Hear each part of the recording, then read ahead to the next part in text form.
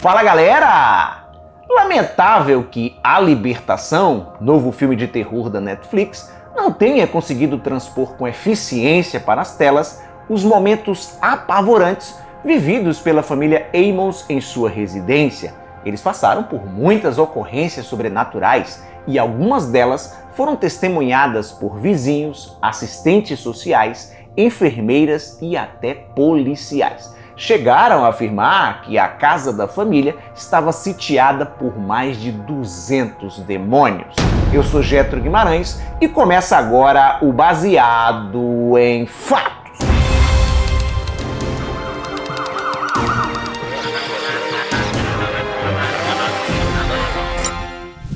As desgraceiras sobrenaturais por quais passaram a família Ammons ocorreram entre 2011 e 2012. Ao saber dessa história escabrosa, o diretor Lee Daniels, o mesmo que comandou Precious, Preciosa, ficou tão impressionado que adquiriu os direitos de adaptação para o cinema. E uma vez que ele possuía esses direitos, eu não consigo entender o porquê do cineasta ter alterado tantos fatos. Daqui a pouco eu vou falar mais sobre o longa-metragem. Primeiro, deixa eu contar essa macabra história acompanhada de perto pelo CPS, Child Protection Service, o órgão americano equivalente ao nosso conselho tutelar. Inicialmente, acreditava-se que a mãe maltratava os filhos porque eles viviam cheios de hematomas, e foi por isso que o CPS entrou em cena. O relatório do órgão sobre a família Ammons possuía quase 800 páginas, e vários dos episódios sem explicação, digamos assim, foram contados, recontados e confirmados por policiais, psicólogos, assistentes sociais, enfermeiros, vizinhos, familiares e até um padre católico. Em The Deliverance, A Libertação, a trama é ambientada em Pittsburgh, na Pensilvânia, mas a história real ocorreu em Gary, uma pequena cidade do estado de Indiana, nos Estados Unidos. LaToya Ammons, sua mãe e seus 3 filhos, que vinham passando dificuldades financeiras, se mudaram para sua terceira casa no espaço de um ano. Em dezembro de 2011, apenas um mês após a família se mudar, estranhos eventos passaram a ocorrer. Tudo começou com enormes moscas pretas que invadiram a varanda. Por mais que os Ammons tentassem se livrar dos insetos, eles voltavam a aparecer. No filme da Netflix, eles justificam a presença das moscas com um gato morto no porão da casa. Porão esse, inclusive, que, segundo a família, eles escutavam sons de passos, como se alguém estivesse subindo as escadas em direção à cozinha. Várias vezes a LaToya levantou no meio da noite achando que era um dos seus filhos e não encontrou ninguém. Rose Campbell, a mãe da LaToya, diz que certa ocasião ela acordou no meio da noite e viu uma figura sombria andando no escuro de um lado para o outro da sala de estar. Ela pulou da cama para investigar, mas a única coisa que encontrou foi enormes pegadas molhadas. Em 10 de março de 2012, os eventos sobrenaturais se intensificaram. LaToya e sua mãe viram o filho mais velho de 12 anos levitar acima da cama inconsciente. E esse evento ocorreu durante o dia. Haviam vizinhos dentro da casa que testemunharam o ocorrido e saíram de lá, apavorados. A criança acordou sem nenhuma lembrança do que lhe aconteceu, mas a partir desse dia passou a apresentar um estranho comportamento. A família apavorada pediu ajuda em diversas igrejas, mas a maioria se recusou a ajudar. Uma vidente disse a eles que a casa onde moravam estava infestada por mais de 200 demônios. Essa tal vidente recomendou que os Ammons se mudassem imediatamente, mas se mudar não era uma opção para a família que estava sem dinheiro. LaToya viu seus 3 filhos de 7, 9 e 12 anos serem possuídos por entidades malignas. Os olhos das crianças ficavam esbugalhados, eles davam sorrisos malignos e suas vozes ficavam mais graves toda vez que isso acontecia. Rose Campbell disse ter visto o neto caçula sair voando do banheiro como se ele tivesse sido arremessado e que a cabeceira de uma cama chegou a atingir o filho do meio, provocando um ferimento que precisou levar pontos. A filha mais velha, que na ocasião tinha 12 anos de idade, mais tarde contaria a um grupo de psicólogos que às vezes ela sentia como se estivesse sendo sufocada para que não pudesse falar ou se mover. Visto que as crianças começaram a faltar muitas aulas e quando apareciam na escola estavam cheias de hematomas, o Child Protection Service foi acionado. Após uma investigação inicial, o órgão passou a trabalhar com duas hipóteses: que a LaToya estivesse inventando todas aquelas histórias para se safar do aluguel e justificar a negligência infantil, ou que ela tivesse algum tipo de doença mental.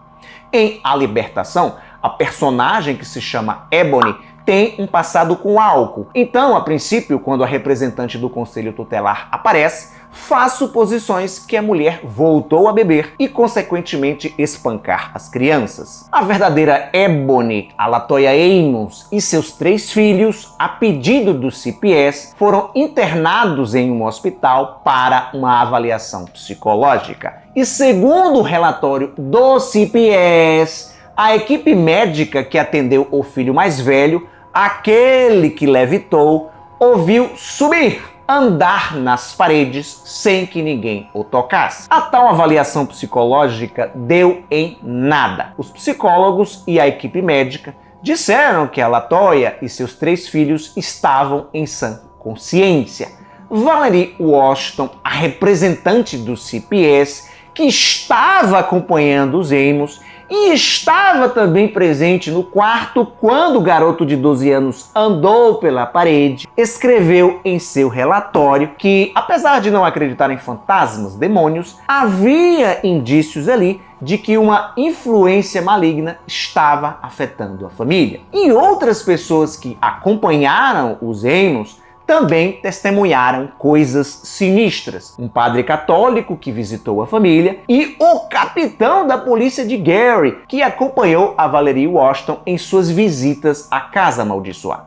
O policial, inclusive, vasculhando o lugar, encontrou uma espécie de altar debaixo da escada que dava acesso ao porão. Gravações em áudio feitas pelas autoridades apresentaram sons inexplicáveis, e algumas fotografias revelaram a presença de silhuetas estranhas dentro do imóvel. Mesmo com todas essas evidências e outras tantas registradas, em abril de 2012, o Child Protection Service entrou com a petição pela tutela temporária das 3 crianças e o pedido foi concedido. A LaToya foi obrigada a se mudar e arranjar um emprego para conseguir reaver as crianças. Porém, nesse meio tempo, a polícia e o CPS continuaram investigando a casa. Em maio de 2012, a LaToya concordou em se sujeitar a um exorcismo. Na verdade, foram várias sessões que se estenderam até o mês seguinte. O padre Michael Maginot, que vinha acompanhando a Via Crucis da família, foi quem executou esses rituais. Durante os exorcismos, nada de cabeças girando 360 graus e toda aquela gritaria que a gente costuma ver em filmes.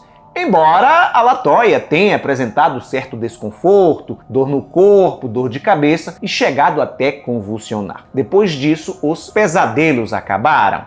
A essa altura do campeonato, a mulher já havia se mudado para Indianápolis, que é relativamente perto de Gary, e com o tempo conseguiu recolocar sua vida nos eixos e reaver a guarda dos filhos meses depois.